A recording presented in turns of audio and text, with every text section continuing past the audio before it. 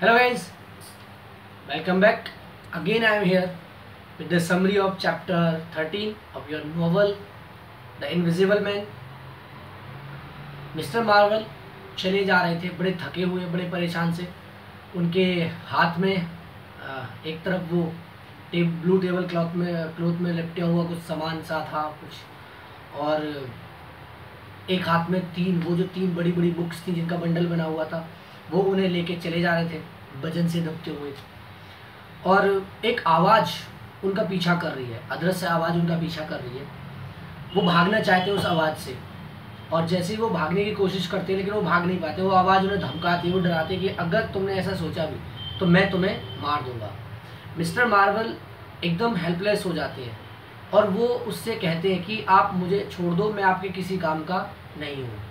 उधर जो invisible man है वो कहने लगा कि नहीं, मैं तुम्हें मेरा काम करना ही होगा, क्योंकि वो जानता है, वो बहुत परेशान हो चुका है। जितना सब कुछ अब तक हो चुका है उसे पता है कि ये सारी की सारी बातें न्यूज़पेपर में अभी तक छप चुकी होंगी और उसे चारों तरफ ढूंढा जा रहा होगा और वो किसी भी तरीके से अब बाहर नहीं आ सकता।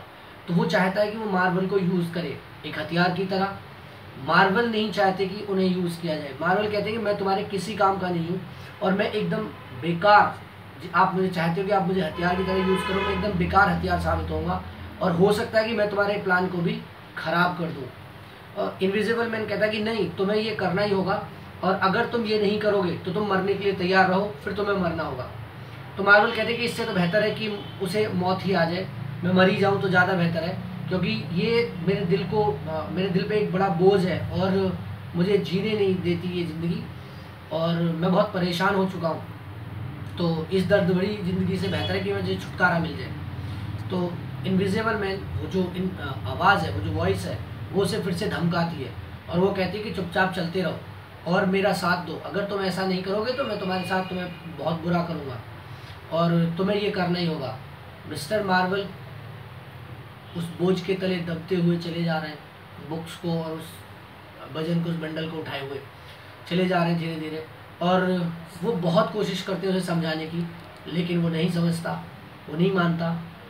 लास्ट में मिस्टर मार्वल हार के सोचते हैं कि अब चाहे कुछ भी हो मुझे इसकी बात माननी पड़ेगी, क्योंकि उसने उन्हें धमकाया हुआ है। उसने कहा है कि तुमसे जो कहा जा रहा है वो करो, अदरवाइज़ मैं तुम्हें बहुत बुरी तरह से मारूंगा।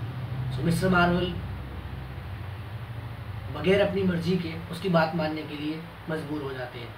So guys, this was the summary of chapter 13. Now again we will hear with the summary of your next chapter. Till bye and see you. Please keep smiling, keep study, and if you like my video, please press the liking button and subscribe my YouTube channel for getting more videos, and share with your friends ताकि उन्हें भी फायदा मिल सके। Thank you. Stay blessed and stay happy.